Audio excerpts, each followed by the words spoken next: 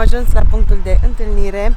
Nu este o campanie umanitară ceea ce facem azi. Știți că în 2019 am făcut o campanie umanitară de la A la Z care a implicat foarte multe familii, însă de data aceasta, aveți clipurile apropo pe contul meu de YouTube, însă de data aceasta am aflat de câteva familii nevoiașe și fiecare a pus cum și ce și cât a considerat și uite așa mergem la ei cu provizii, alimente, ducem inclusiv schiuri, inclusiv o mașină de spălat.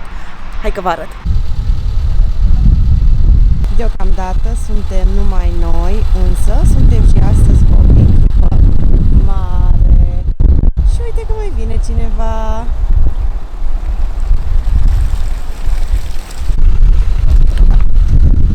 Nu știu dacă se vede, nu cred că se vede, dar se vede ceva.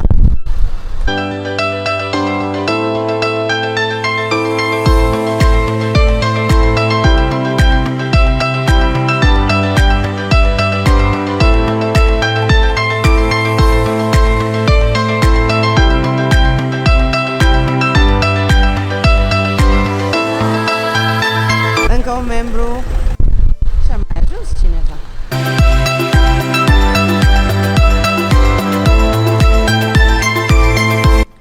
Ne-am oprit să mai alimentăm cei care avem nevoie o ultimă dată și gata.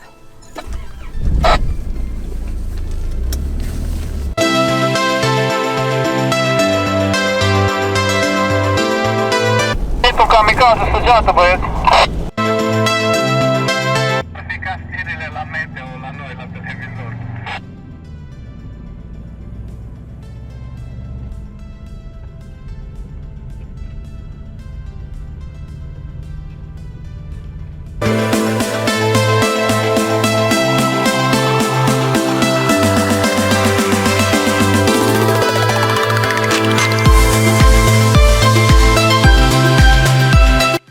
Trebuie să ne punem lanțurile pentru că nu se poate să înaintăm altfel. Zăpada este foarte moale, sunt cam 3 grade afară, se topește, dar asta nu ne ajută cu nimic. Ai luat 4 zahăr? 3 zahăr? Pentru că nu pot urca toate mașinile, am pus în acest Ford Ranger alimentele pentru cele 3 familii și urmează să o luăm din loc și noi avem 2 cai putere. Să vedem dacă merge mai bine cu lanțurile.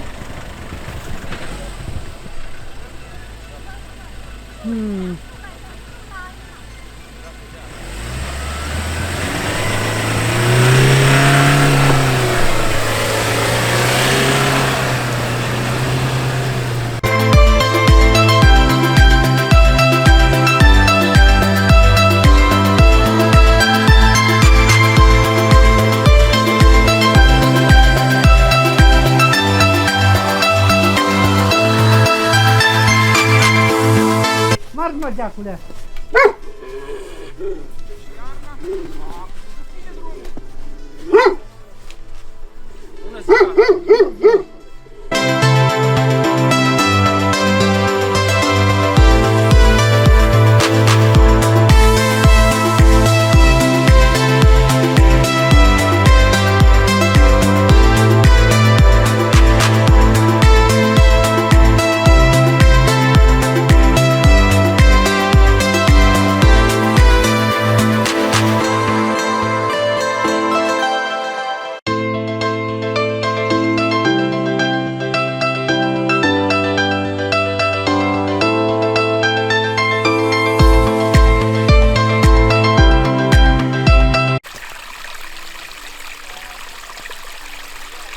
Cei care nu au urcat dau acum cu spatele. Cornel a mers să ia și el mașina de sus.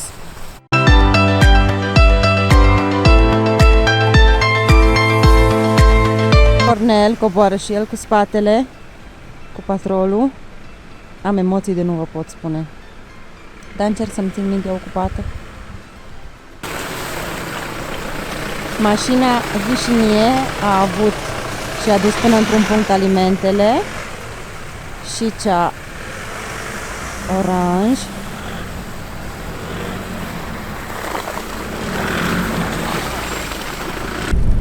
Atenție, mașina din față!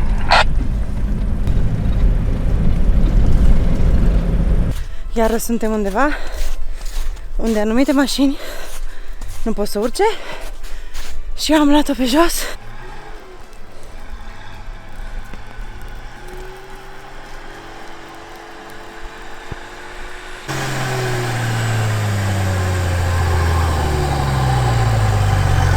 Și-a pus și corneare lanțurile, nu-i de joacă. Deci așa fain urci cu lanțuri, că altfel nu urcam un piac pe aici.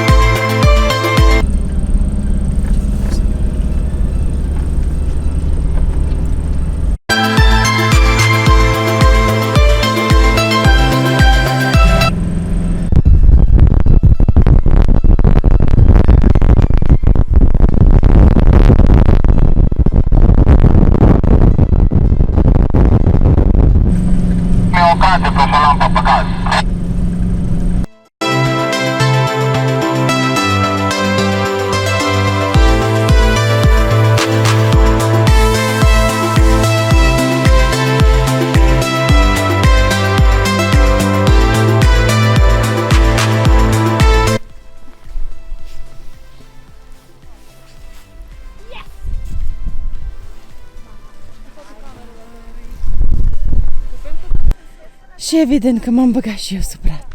Și îmi spune toată lumea să mă uit în sus. Oh, wow! Eu niciodată nu am mai văzut asemenea iarnă. Uite cum arată Brazil. Eu nu am mai văzut niciodată așa ceva.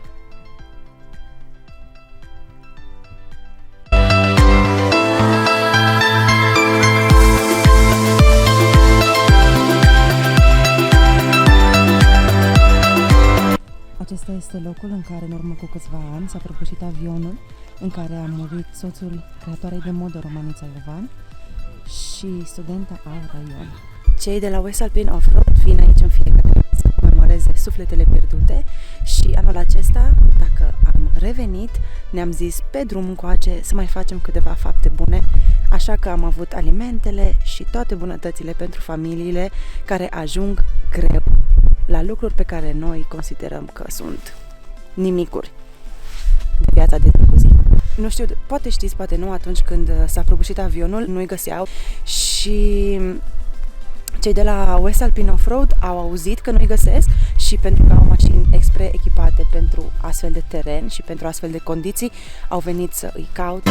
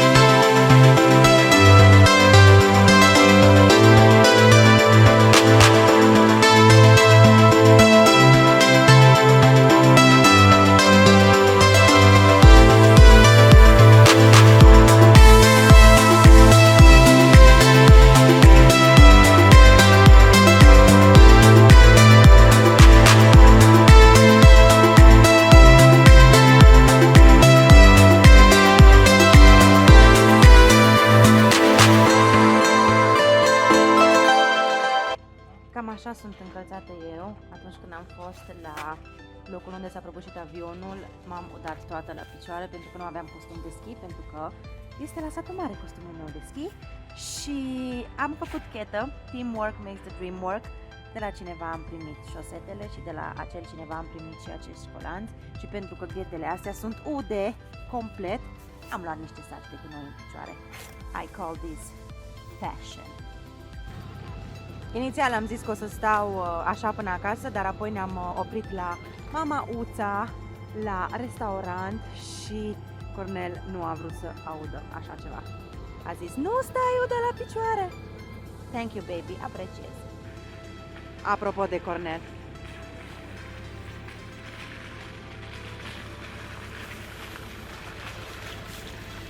Ne-am comandat și papanaj, pentru că am crezut că o să mai putem să mâncăm și papanaj, însă ne-am înșelat amarnic, așa că i-am luat la pachet.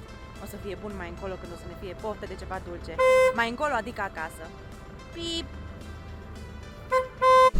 Lumea își umflă iar roțile. E mai potrivit pentru șosea să fie mai tari și pentru off-road să fie mai moi. Și uite așa am pornit spre casă. Să ne vedem acasă cu toții tefer și nevătămați.